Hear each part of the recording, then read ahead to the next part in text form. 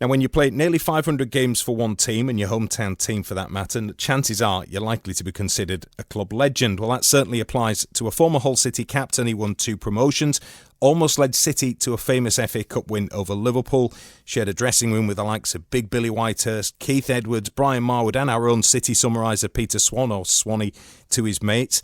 And he also saw his career sadly come to an all too premature end at the age of just 30 due to a serious knee injury. I'm talking, of course, about Garreth Roberts, who was this week's guest on My Life in Sport. Gareth, really good to see you. How are you? Yeah, I'm good, thanks, mate. How are you? Good. I'm very well. Really pleased that you could come in for this one. I mentioned earlier on social media that tons of people have been asking for me to do this with you, lots of City fans. And I think football fans in general who've maybe experienced your career over the years, and I'm glad we're able to do it. So let's see if we can try and do it some justice between now and 4 o'clock. You were born to Pam and Bill on the 15th of November 1960. You went to school at Willoughby Primary and then to Wolverton, along with your sister, your older sister Sue as well. So tell us, what was life like growing up in the Roberts household? Oh, it was great. I had a brilliant childhood. Mum and Dad, my dad worked on trawlers, so he was away a lot of the time. He was one of those ones that a fortnight on and 2 days off, so we used to see him every other week, and it was great. We had a fantastic childhood. Yeah, all of it spent on Lime Avenue in Willoughby. Yeah, my mum, always there, always providing. She went out later to do jobs, various jobs, but also Sue was always there as well, even though I didn't really even recognise her for about 20 odd years, like brothers and sisters and all that, especially older sisters. She had a great career in nursing, and now she's the bane of my life because she's beating me at the sweepstake at the World Cup. So yeah, it's great. Yeah, great family time. Were you always sporty? Always, yeah, right from the word go. Mum and Dad took us to City at Bulfrey Park when I was about 7 or 8, with the guys there, Houghton, Chilton, Wagstaff, Butler, McKechnie, all those guys. Loved it. Loved going into Bulfrey Park, especially for the first time, and just seeing that massive stadium, and never thought I'd ever play there. Dreamed of it, but dreams like that don't come true. But yeah, it was fantastic. Yeah, had a great childhood. Went to school just for the sport, basically. Right. Loved the sport, both at primary school and at secondary. Had some great role models, both for PE, and also some of the teachers that did the hard graft of not only teaching sort of 9 till 4, they did the sports teams afterwards, which is something that seems to be dying out more so now. But yeah, great times. What were your earliest memories of supporting City then? Oh, just that. The first time I used to go into Bulfrey Park, I used to sit in the West Stand, sort of near the Granways stand, whatever you want to call it, opposite Bunkers Hill. Yeah. Round about the 18-yard line there, and we had all sorts of... It was all about the camaraderie of friends around you, because you had the same seats year in, year out. There was a great sort of group of us that we all got together, and it was a great sort of... great crack really between us all, and that was when I was 8 or 9, so I was probably more interested in the sweets and stuff like that rather than the football. But the buzz, the thing that Ian McKechnie always had these oranges thrown at him at half time, you wondered what's all that about, really, and all those strange sort of idiosyncrasies that were around Bulfrey Park at the time. But just the size of the place, the number of spectators that used to go, all those things, and it was fantastic. When did you first start to think that could be me one day? Probably when I got to secondary school, when I was about 13, 14. I'd played in all the school teams, captain of all the teams and what have you, and we'd won all the leagues and most of the cups and everything, but we'd had great rivalries with local schools, South Unsley, Headlands, Bev Grammar, Bev Longcroft, all those types of schools in the area, and then I was thinking, yeah, I'm doing okay, but in those days they didn't have centre of excellences or academies or anything like that. It was just... I didn't even know what it was at City, and in the end, a neighbour of mine, Graham Wood, next door neighbour, apparently he wrote a letter to the club and said that it'd be worth looking at me and seeing what they thought. So a few weeks later, I'm down at the big gym at City, which was massive, probably the first gym of its kind in the Football League, and was going down there on a Tuesday and Thursday and playing with some of the other lads that had been invited. It was all a bit of a mismatch, to be honest. It wasn't organised or anything. It was just come down and have a game and see what it's like. But the likes of Fred Smith and Pete Sissons, who were there, really helped me along, and in the end I got in the fourth team, the minors that they were called at the time, and then progressed from there. And how old were you around this time, and when did that sort of first breakthrough come? That was about 16, 17, so Phil Home, I don't know if you remember him, he was a big forward, 6'2", centre forward for City at the time. He then became the youth development officer, or whatever it was called at that time, but he said that I deserved to be an apprentice, and he came down, and my mum and dad were there and signing all the forms and everything at my house. But it was great time. Who was your first manager then at City? Well, the first one was Bobby Collins, but he was the actual manager. Yeah. But my manager as an apprentice, it was Ken Houghton. Yeah. So Howie was there. Obviously, I'd seen him play many times, so it was a bit of an idol of mine, and then he got the job. Bobby Collins got sacked, as they all do. You saw a few. So about 13 or 14 as the years went by. But yeah, so Bobby got the sack. Ken Houghton came in, and Chris Chilton then stepped up, and he was my apprentice manager then. So Howie was for the first year, then Chillo for the second. So what role models? You can't get much better than those two. No, you really can't. Now, as was always the case for the apprentices, whose boots were you cleaning back then? Oh, no, they didn't do that sort of thing. Did you not? I cleaned them all. Oh, you cleaned them all? Yeah. You didn't get assigned? No, you didn't get specific players to look after. Oh, I thought you did. No, there was two boot boys. I can't remember who did it with me, but there was two of us stuck in the boot room. I can see it now as plain as day. It was about 3 yards by 1, with all the, like you've seen in the old days when the boots were hung up on the hooks and all that sort of thing. But they had the first team match boots, the rubber sole boots, and the practice studs and all that. But we had to clean them all basically every day. And then that was the first year, and that was quite a well respected job. So you thought, if you got a boot boy, you were doing all right. There were some bloody awful jobs apart from that, I tell you. So I was lucky. And then the second year I got kit boy. So yeah, there were two good jobs. So you never had to clean the famous bath at Boothroyd Park? We all had to muck in and did you all do right. Yeah, both we were split up. There was about 12 of us, and so there was likes of me, Brian Marwood, Steve McLaren, that sort of era, and we were split up to do home team and away team dressing rooms. And Andy Davidson, again, what a great, again, legend at the club, 600 odd appearances. But he was fantastic. He was so cantankerous in those days, and you sort of thought, why is he making us do that? Why? And every time we'd think we'd finished the dressing rooms and we'd cleaned them spick and span, and he'd come in and find some little bit of muck or dust or whatever, and that would mean the whole thing being redone again. So yeah, great character building, they call it. Yeah, apparently so. Yeah. So take us back then, when you found out you'd be in a first team squad for the first time. What do you remember about that? Scared stiff. Absolutely scared stiff. It was in the days where they only had one sub. We were playing at home to Bury. I think I might have been involved in the previous game as well, where I didn't get on, but it was all in the same week. So it was a Saturday and then a Tuesday and then a Saturday and so on and so forth. So, and this was 79? It was March 79, yeah. Made my debut on the 10th of March 79 against Bury, and I was warming up. It was really early in the game, and Alan Warboys and Bannister, remember those two guys there? What were they called? What was their nickname? Smash and Grab, I think, or something like that. But they were both coming to the ends of the career, and Alan got a really bad injury, went down after about 10 minutes, and Howie looked at me and says, "Oh, you're up." He says, "Go and enjoy it, do your best," and all that. Obviously, it was 0-0 at the time.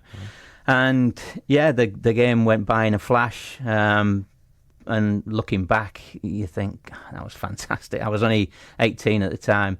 We were in the third division, so it was a good opportunity, and always grateful to Howie for sticking by us. But also, some of the older pros weren't doing it for him, so he just sort of said, right, that's it, I'm going to stick some of the younger players in and see how we get on.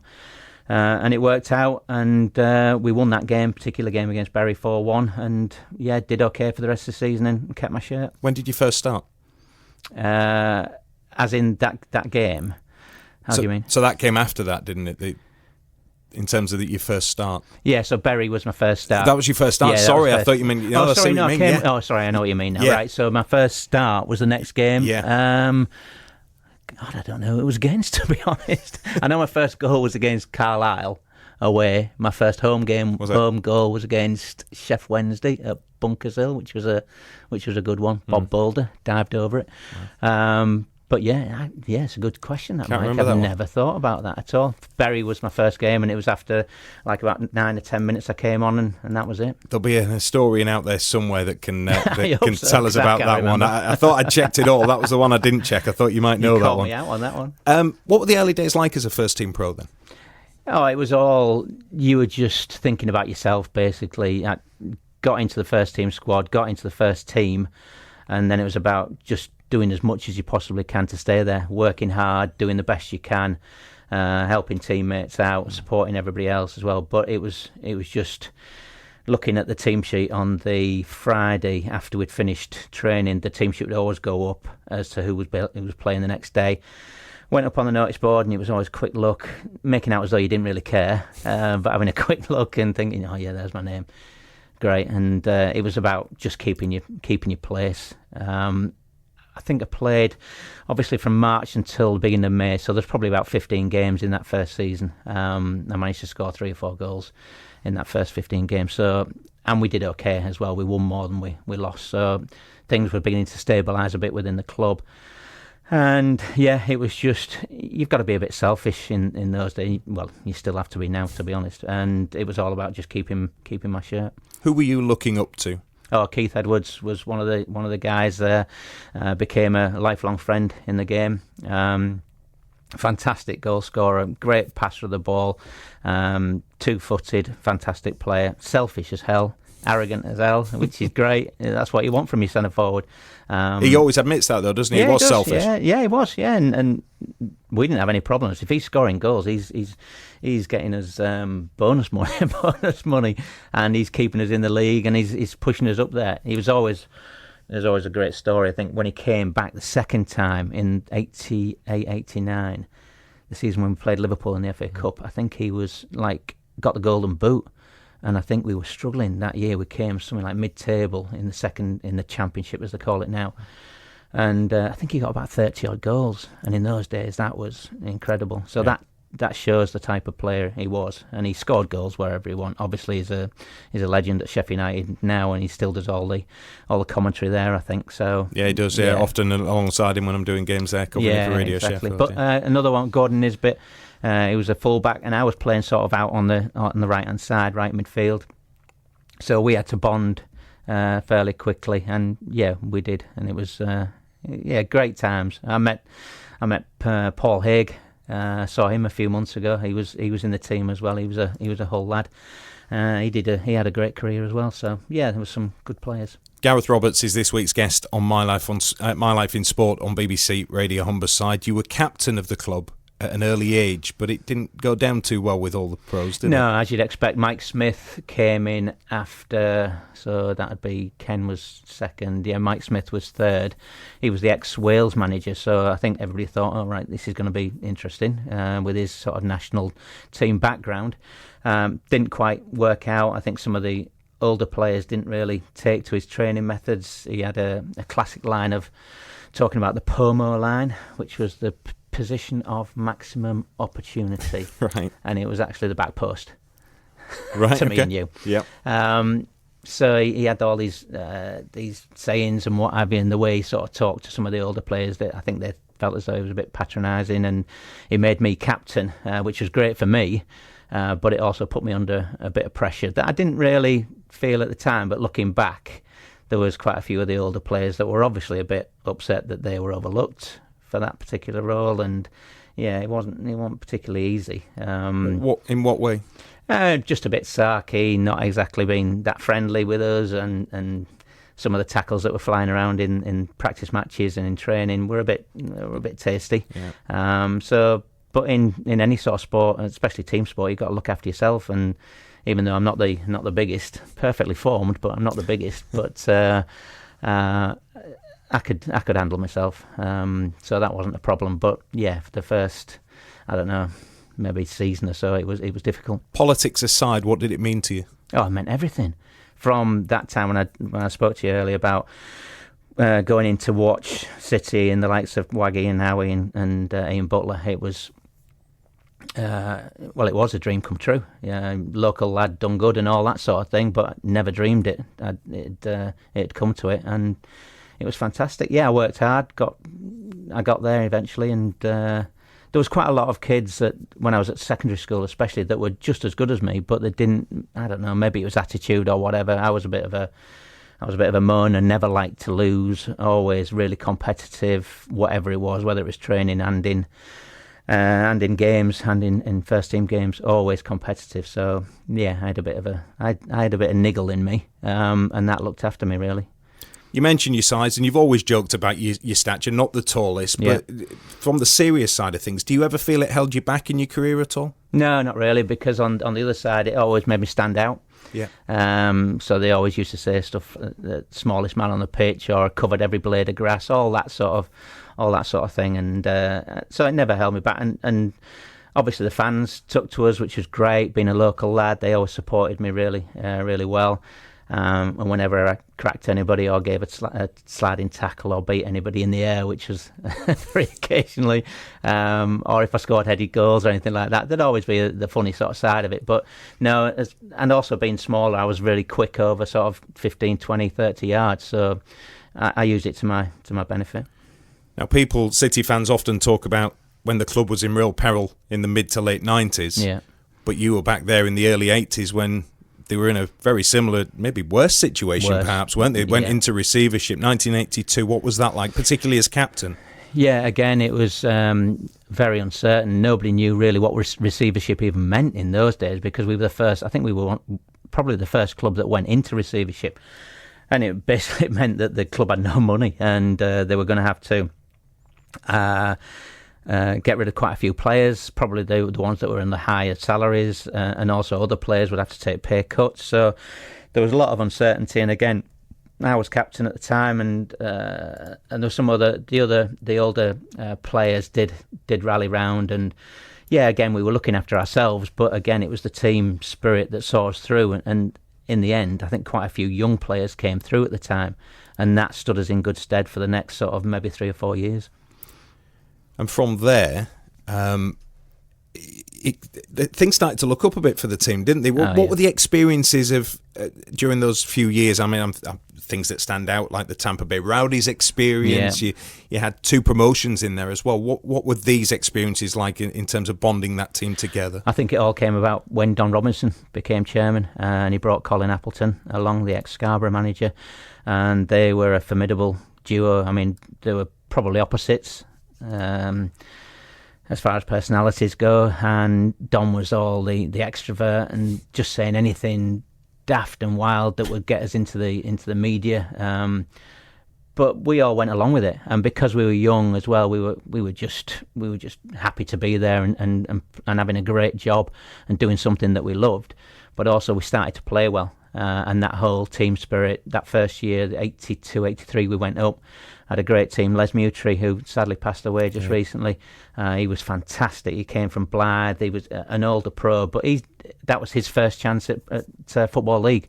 So he wanted to make the most of it, and he was fantastic. You knocked a ball into his feet, and he could hold it, turn, hold it up, and play you in. And as a sort of attacking midfield player, it was great for me, and I was scoring quite a few goals at the time, and the likes of Brian Marwood as well were feeding off it. So yeah, we had a really good team, and Pete Skipper was around at the time as well. So we had other local lads, Brian Marwood, Steve McLaren, those types of players. Billy Askew as well came in later. So we had a pretty good team. So yeah, it was all down to the sort of team spirit. We weren't great individuals, but as a team we were very good. I mentioned that Tampa Bay Rowdies one because it's always the one that stands out with City fans, isn't it? And that you scored on that tour, didn't you? Did you score against Fort Lauderdale? That's and right. In one of the games as well against Tampa Bay? Yeah, we that was fantastic. I think it was at the end of the season. And we were there for 2.5, 3 weeks, and we were all thinking, oh, God, this is, it's a long time to be on the end of season. I think that was the season after. I think it might have been a season that we missed out on promotion. I'm not sure about that.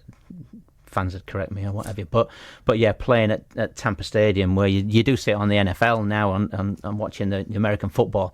What a stadium that was. Yeah. Fantastic. It was huge. And it wasn't full, obviously, because it was American football. American soccer at the time wasn't as big as it is now. But yeah, great experience. And again, it was all down to Don.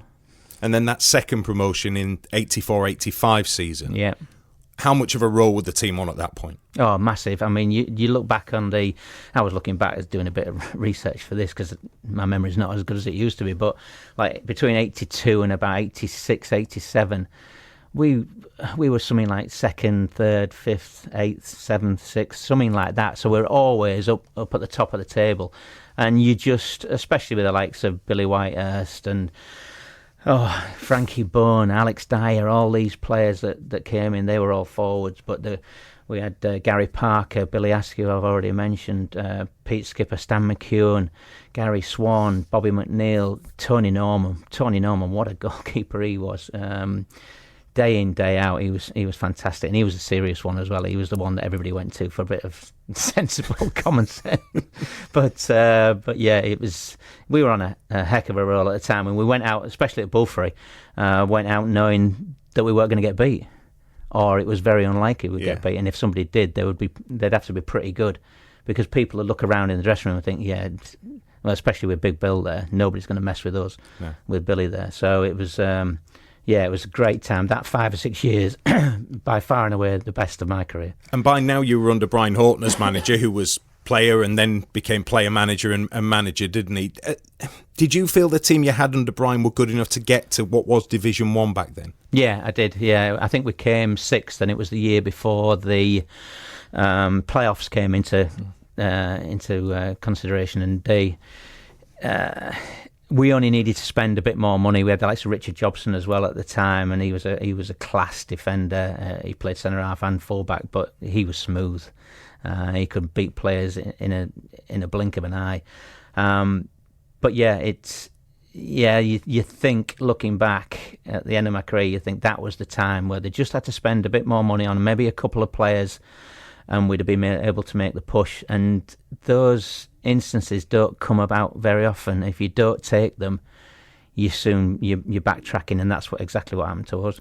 What was that relationship like between you and the fans, particularly being a hometown boy as well? I think that's what it was all about, to be honest. It certainly made me, I wouldn't say try harder, because you get a lot of players these days that are either homers or awayers. You can see it in the body language. Bit controversial, but I think that Grozicki, is it Grozicki who plays for City? I think he's one of those that you never know what you're going to get really from one week to the next. Whereas I always thought, right, you've got to put it in, especially with a lot of my family and friends were there at Bulfrey. So again, you want to do them proud as well. You don't want to look a muppet in front of them. So again, giving 100% is all I could do, and it seemed to worked well with the fans. They appreciated it, and thank goodness for them, because they kept me going. We had some tough times, but especially at the beginning. But we came through them, and really enjoyed my time. You just mentioned about the Twydale turkey. It's the picture that always comes up whenever people are talking on social media. I'm not a great social media fan, not on Twitter or any of those type of things. But they were a sponsor, weren't they, of the club? Oh yeah, that's right. Yeah, and so there they were, Twydale turkeys. But there was always a picture of me kicking a ball with this massive turkey. And that's haunted in a costume. You. Oh yeah, but it was great fun. I remember once Don took us to Scarborough Zoo, and the dolphins were there as usual, and they were jumping up and what have you. And he said, "Oh, Gareth, just lean over and just put this fish in your mouth." And daft as a brush, I'm leaning over the pup, and this bloody dolphin came up, and it was like about an inch away from my face. Can you imagine Kevin De Bruyne doing that? That'd be fantastic, wouldn't it? Kevin De Bruyne's face was bitten off. The insurance company's going mad. Like, and there I was, and sure enough, it just came up, and I just saw these like 1,000 teeth just staring at me, and it took the fish nice as it. And I thought, all right, just look cool and walk away. And that's what happened. But some of the daft things that we used to do, when we went to Florida, he told us all to wear bowler hats and umbrellas. It was about 40-odd degrees. It was sweltering, and there we were. We went round Disney World, or whatever it's called, Disneyland, in about half an hour. It was the quickest ever that anybody had been around Disneyland, and we did it because we had a bowler hat and umbrellas in our hand. But yeah, it was all to do with, media and PR. Yeah.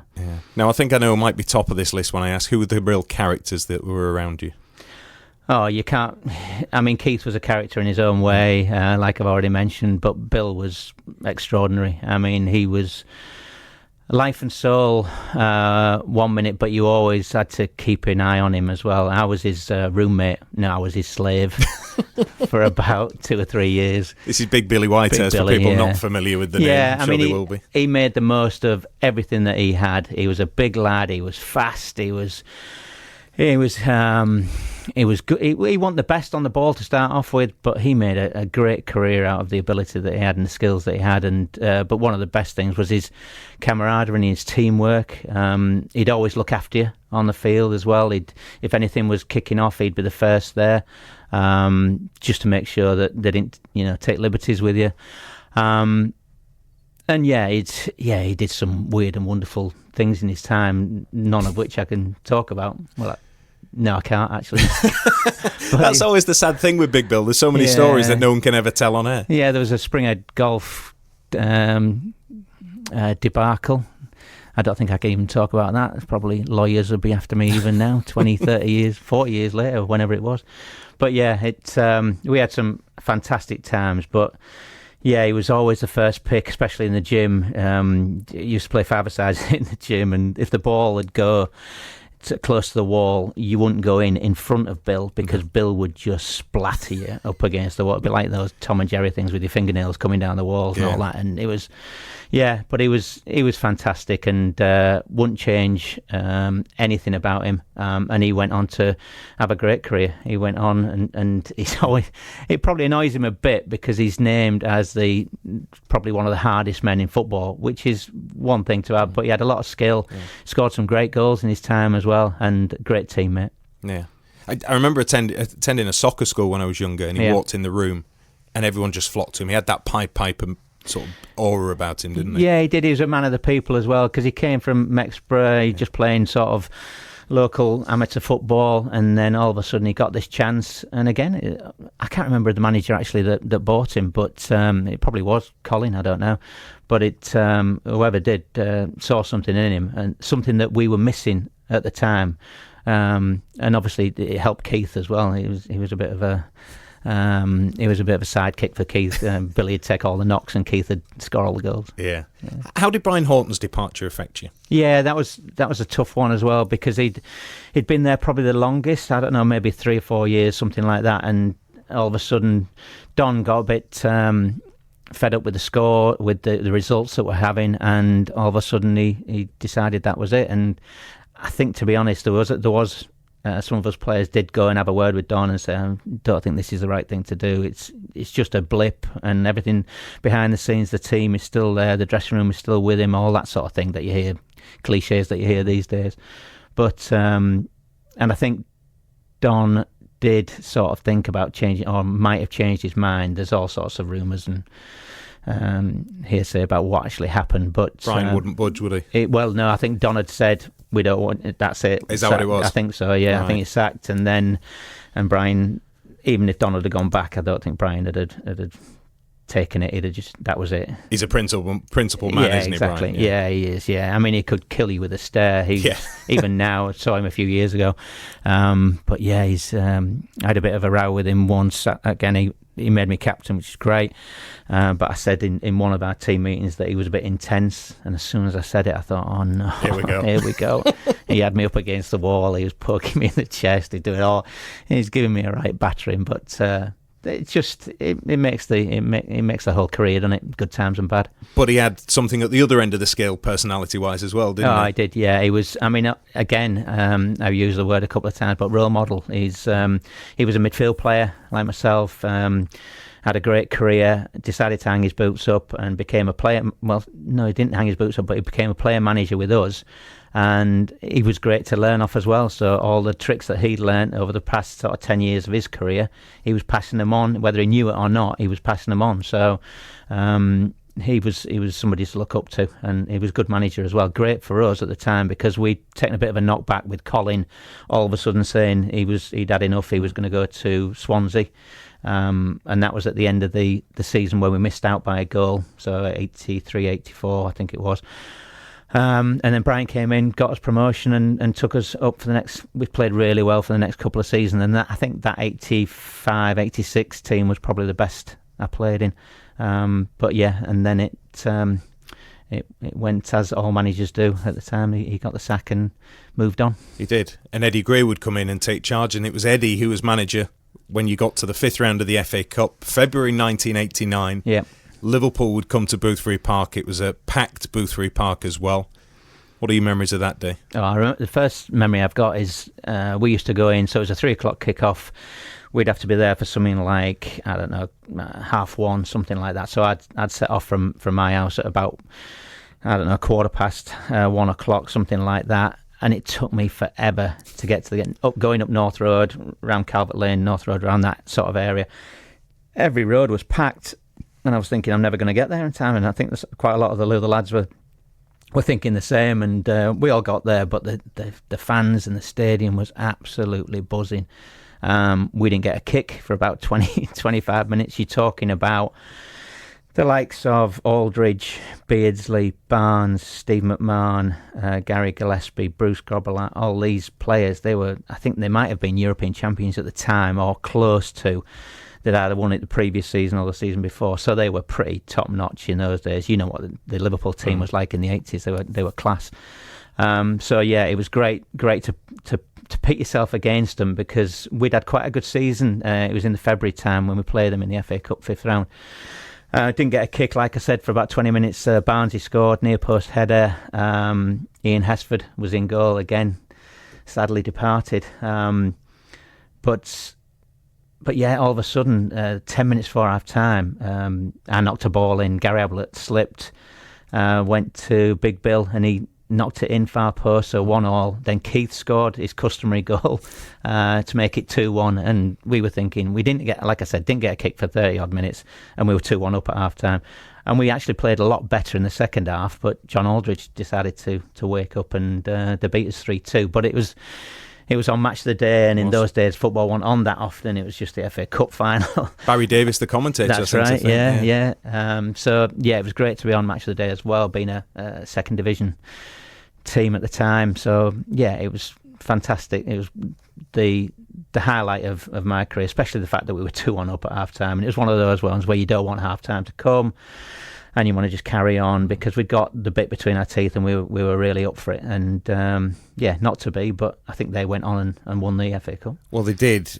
I think Brentford, they played in the next round, and then of course through to the semi-finals, which was the Hillsborough semi-final. Yeah. Probably a question that I don't know if it's ever been asked of a Hull City player of that team. Did you ever think, if we'd held on to that lead, how it would have changed the course of history, because different events, different circumstances and everything else? Have you ever thought that? Has it ever given you that sort of shiver about it? No, not really. It was always, I don't really go in for what ifs and that sort of thing. I know what you're saying, but it was what it was. And I was, my wife Rachel is a massive Liverpool fan, and we were watching the Kenny Dalglish story the other day, and it was pretty hard hitting, and it's taken him that long to give him a knighthood or whatever he got in the honours list, and that was in '89. Everything that he took on his shoulders was absolutely unbelievable. I don't think, certainly managers today wouldn't do that sort of thing. They'll have somebody to do it for them. There'll always be a gopher to do it, or somebody representing the club. Kenny went to every single one, but yeah, we were watching. I think we'd finished our game at the time, because we were playing away from home somewhere. I think it might have been Bradford, which was quite ironic because of the Bradford fire and all that. I'm sure we were at Bradford, and we were all just watching, amazed at the game, because we all wanted to know what the score was. And but we never thought, oh, that could be us, or it could have changed, or whatever. It's just is what it is. But yeah, it was a terrible time for football. There was quite a few problems going on at that, or quite a few incidents at the time, so it was difficult. Former Hull City captain Garreth Roberts is this week's My Life in Sport guest. I said nearly 500 career appearances, 495 to be precise. Let me take you back to that last one, December 1990, away at Charlton. Tell us why that game's significant. Yeah, I'd had my cartilage out when I was 24, and the consultant at the time said, you've probably got about 7 years left. And it was more or less to the day. They're good, these consultants. They know what they know. They're in the money. Yeah, they do, certainly do. Yeah. So yeah, we were away at Charlton. It was when Charlton and Crystal Palace were sharing the same ground. It was at Selhurst Park, centre circle.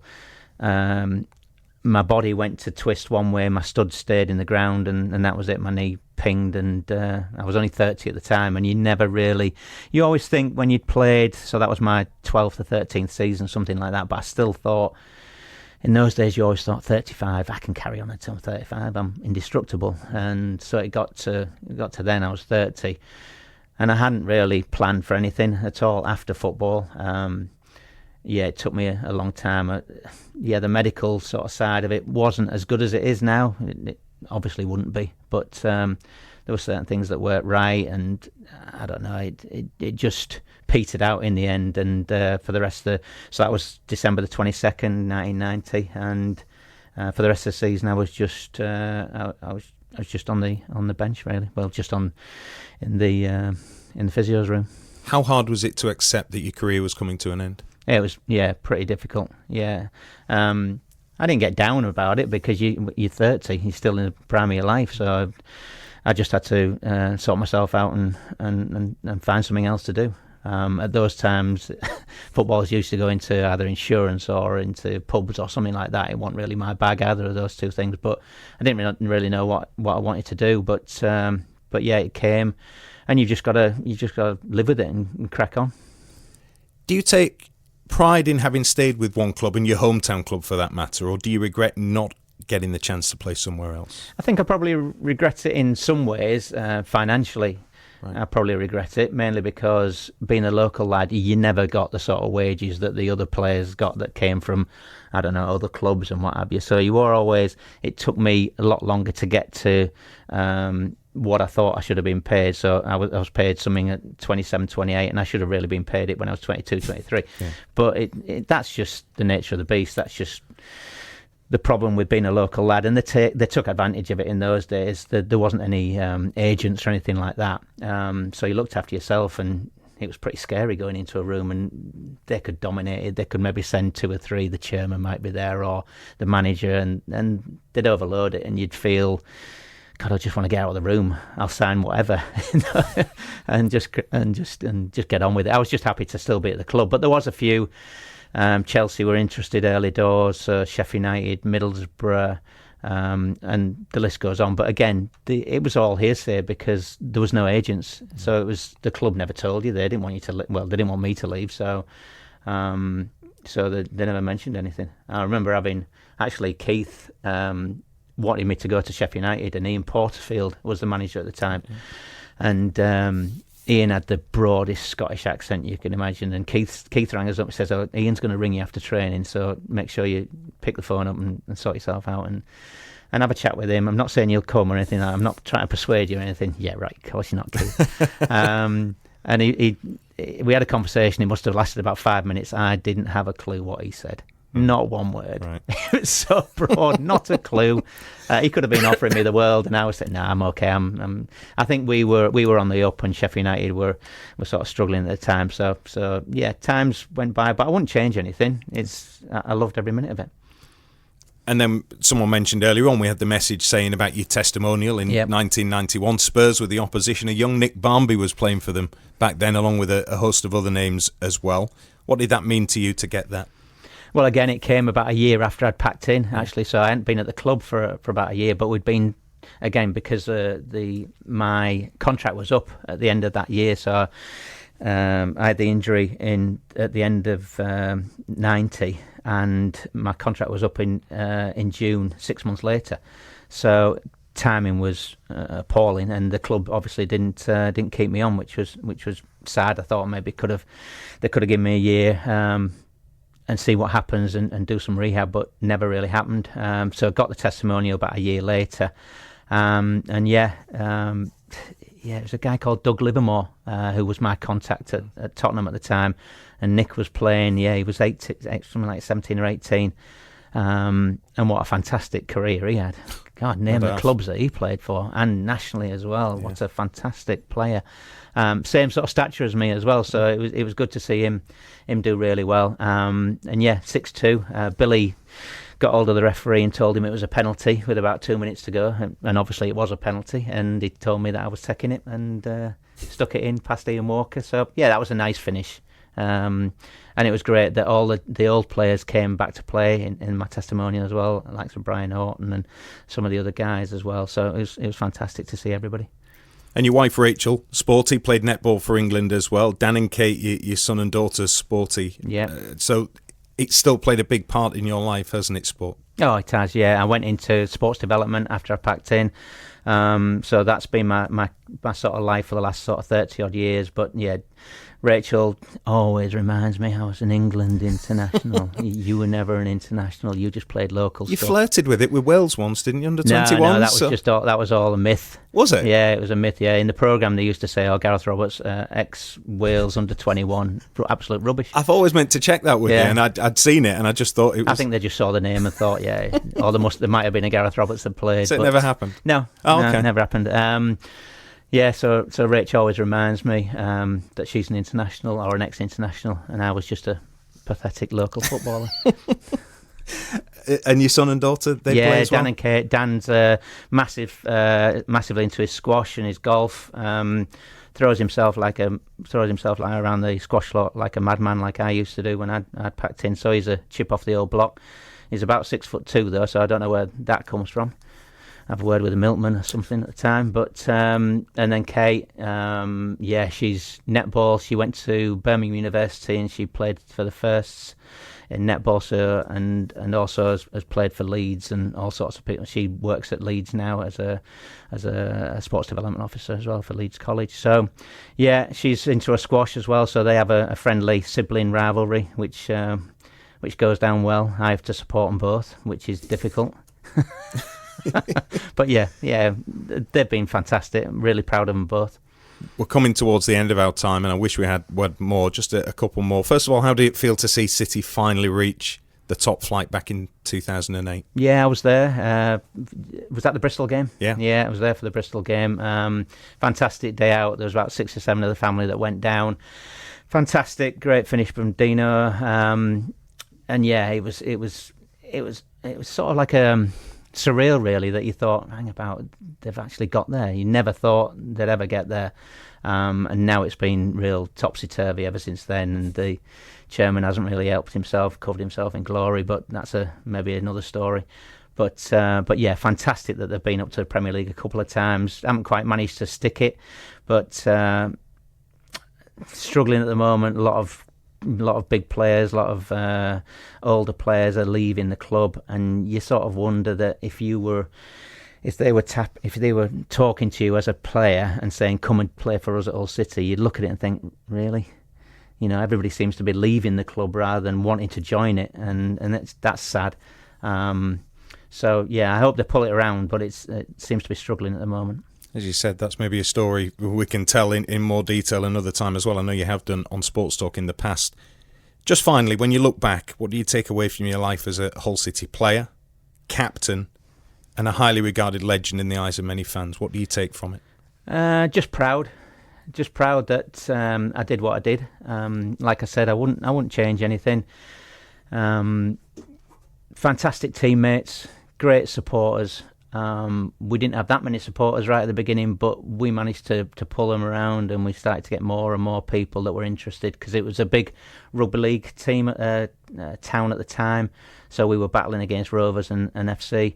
But yeah, we turned it around, and really special memories. I'm really proud of that. I never shirked anything. I always gave it 100%.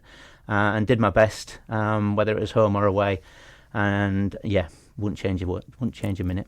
Garreth Roberts, My Life in Sport, thanks for your time. Thanks for telling your stories.